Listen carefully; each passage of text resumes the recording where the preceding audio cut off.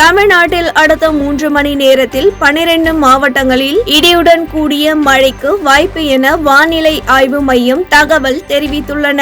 தென்னிந்திய பகுதிகளின் மேல் வளிமண்டல கீழடுக்குகளில் காற்றின் திசை மாறுபடும் போது காற்றின் திசை மாறுபடும் பகுதி நிலவுகிறது.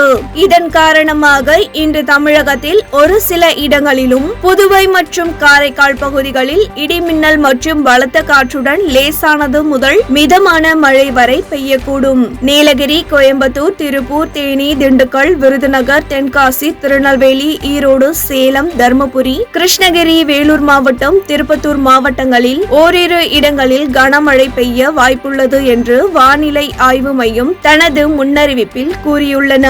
இந்த நிலையில் தமிழ்நாட்டில் காலை 10 மணி வரை திருவள்ளூர், ராணிப்பேட்டை, வேலூர், திருப்பத்தூர், கிருஷ்ணகிரி, தர்மபுரி, திருவண்ணாமலை, கள்ளக்குறிச்சி, விழுப்புரம், கடலூர், சேலம், ஈரோடு உள்ளிட்ட 12 மாவட்டங்களில் மழைக்கு வாய்ப்புள்ளதாக வானிலை ஆய்வு மையம் தெரிவித்துள்ளன.